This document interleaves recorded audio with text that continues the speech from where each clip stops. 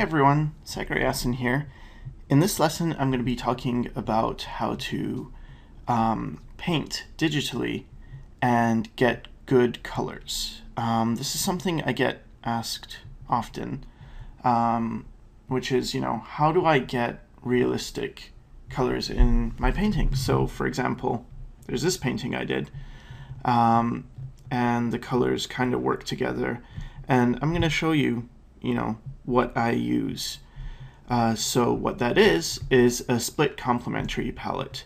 And this is my site, www.sycra.net. And if you go here and you click in the resources section and you scroll down, you'll see a link here to Sycra's Split-Complementary color palette. So what you're going to want to do first of all is download this. So just click download color palette and then just save this image. And then next step is we're going to bring it into Photoshop. Alright, so now I have my Split-Complementary palette open up in Photoshop. And it's a PNG image, so what you'll notice is that it starts at layer 0 and it's got transparency. So you'll want to make sure your layers window is open for this. If it's not, go to Window and select Layers or press F7. So that F7 hides and shows your layers window. And now the first thing we're going to do is create 2 new layers. So just going to click the button here. It's near the trash can, and that's for create a new layer. So I'm just going to hit that twice. And now I'm going to drag this layer with the palette into the middle. So now we have a layer on top and our palette and a layer on the bottom. And now the bottom layer is going to be a background. So I'm just going to fill that with white and just going to hit D to get the default black and white. And then Control Backspace, which is just fill with background color. If you remember, Alt Backspace is fill with foreground color. So Control Backspace to fill with the background color. And now the only layer I'm going to be really painting with is this layer on top. So I'm going to actually treat this very much like traditional painting. And real quick, I'm going to go over Split-Complementary palette and what that is. So here's your, the palette I guess you would learn in school, where you have your red, your blue, and your yellow. And these are the primary colors. If you're in digital, we have red, green, and blue instead of red, blue, and yellow. But let's stick with traditional, because one of the things I've found is that because most people who start out begin with traditional, you want a smooth way to transition. So here we have our primaries, red, blue, and yellow. Now with a Split-Complementary, instead of having red, blue, and yellow, you pick one color, so let's say red, and then the complement to red is green. So here's complement, and then split is just to each side of the complement. So here you have like this teal-ish color and this yellow-green.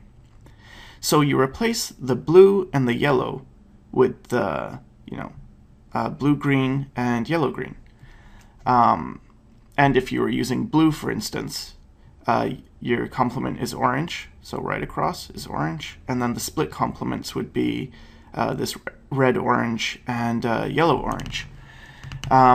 I'm not going to go into too much more detail beyond that, because actually on the site Pencil Kings, if you don't know how to get there, again on my website, you scroll down and there's online art instruction. The first link is Pencil Kings, but here I have a tutorial on exactly how I did that image in the beginning, this realistic painting, and I go into a bit more detail explaining just what a Split-Complementary palette is. So basically you just need to know that this is a Split-Complementary palette, and these are the split complements, and these are the colors in between. And now we're going to go about it pretty much as if it was traditional painting. And by that, what I mean is you're going to take colors and actually put them down and then mix them. So mix colors into each other.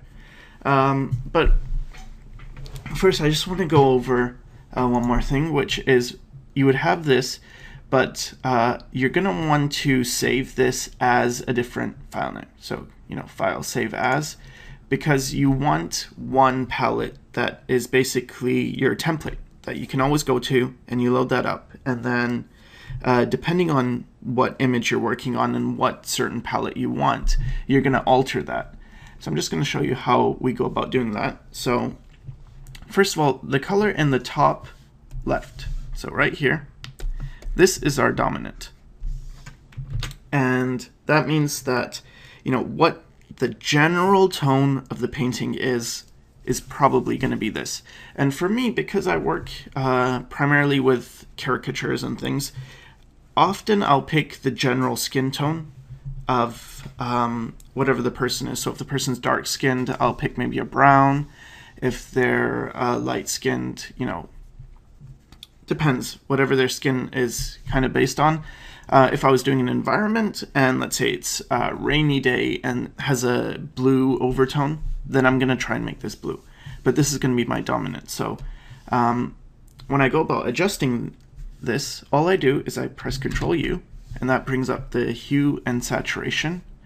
Alternatively, you could go to Image, Adjustments, Hue Saturation, bring that up. And then I just change the hue slider. Now you can also change the darkness. So if you want a low chroma image where everything's quite dark, you would lower this, or high chroma, raise this and probably increase the saturation. But for the most part, I don't mess too much with saturation or lightness. I really just change the hue. So again, let's say I was doing a scene where things are primarily blue.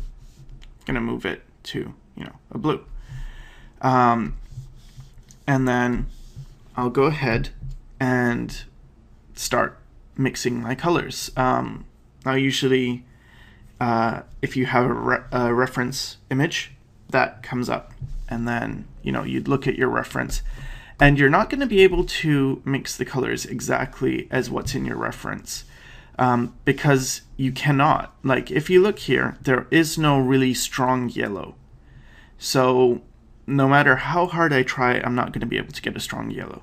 But that's fine, because pretty much the biggest problem when people start color, especially digitally, is they click the color and they get this, and you have access to all these colors. And this is really where you run into problems when you're a beginner. When you're more experienced, it's fine. I tend to just use this and I'm okay with it because I've been using it a lot and I understand color theory and all that. But I find this is a simple way, is to just be limited. So it's true, you can't get a strong yellow, but you make do with what you have. And usually I'll start with, or often anyway, I start with a black and white image. And I've been asked this a lot. How do you take a black and white image and take it to color? And again, I'd refer you to the Pencil Kings video that really goes over that in detail. But real quick, let me just open up this image, and this is for a tutorial I'm working on for Pencil Kings, so this is kind of a sneak peek you guys are getting. But I'll start off with the gray image, so it's just all in black and white.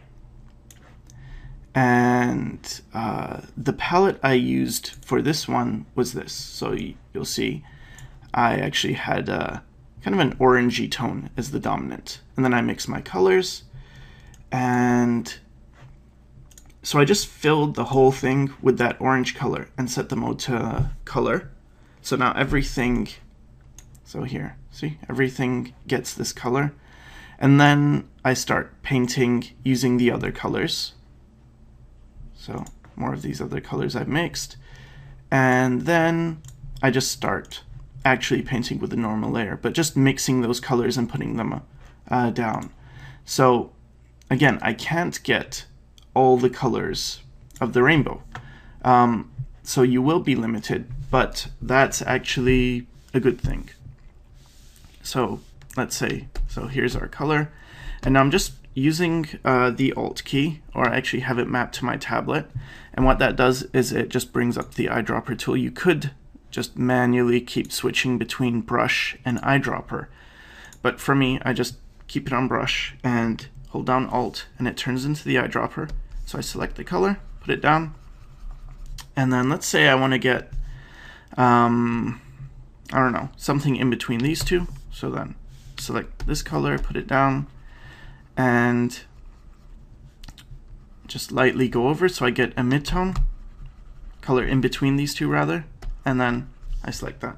Now I'm used to using my tablet quite a bit, so I have mine at opacity 100%. But if you're just starting out and you're not quite comfortable getting the transition, what I mean by, you know, the pressure, you can't go from really light to dark just by how firm you press the pen to the tablet. If you can't do that yet, just lower your opacity to maybe, you know, 50%, just something you're comfortable with, so that you can, you know, select a color, put it down, and you might have to go over it a couple of times, and then select another color,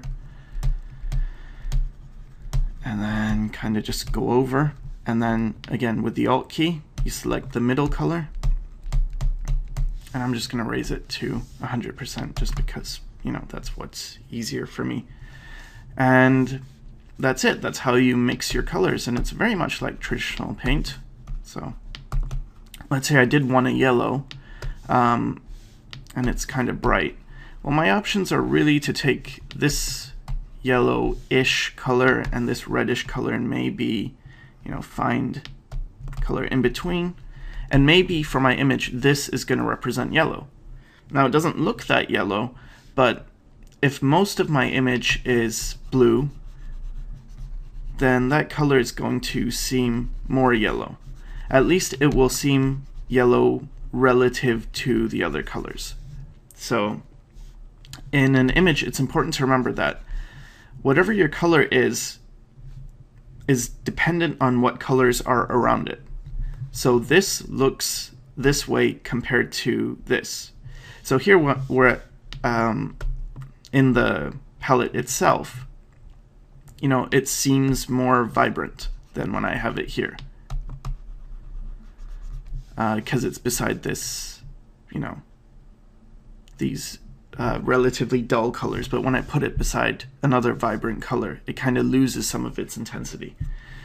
But pretty much that's it. And when I want to get a dark, I'll mix a dark like so.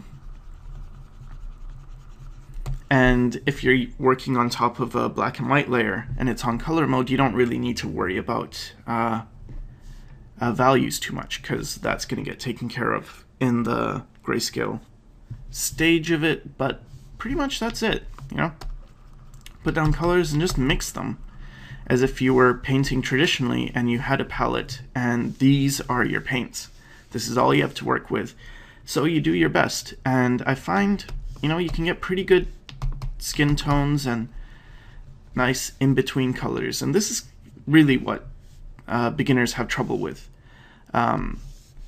People often get colors, you know, way too bright. They'll think, okay, I want a yellow, and they'll pick something like this, put it down, and it just gets, you know, out of control. So what you want is more of these subtle tones, these gradual transitions and things being like that. And if I want to lighten a color, because the background's white, I just, you know, I can use the background itself. So just, you know, lightly put down the color, select it, and then put it down. And the reason I have this on a different layer is just so, you know, I don't accidentally go over this palette and then have a problem. So again, remember, just open up the palette, save it as whatever you want, call it something else, and make sure you have these 3 layers. If it's easier for you to work on a gray background, you can just change the background layer to gray. The reason I don't like to do that too much is just because this helps with seeing values, but I don't really care too much about the values because I have that already dealt with in the black and white stage. And I like to use white to get tints.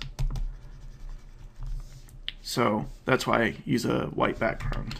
And I'm on the wrong layer, so a good idea probably would be after you set this up and you get this to, whatever color you want, you would go ahead and just hit this black padlock, which locks the layer, and do that for the background as well. So now you really can only go on this layer, and if I went on this layer and tried to paint, it's not gonna let me paint. So because sometimes you'll paint on the wrong layer, and I've had a couple of times where I actually end up painting on the palette itself, and that's never good. So yeah, that's pretty much the palette I use. It's not something I use all the time now, but it really is helpful for beginners, especially if you're a bit timid or intimidated by this and just how many colors you have. And I guess that's it.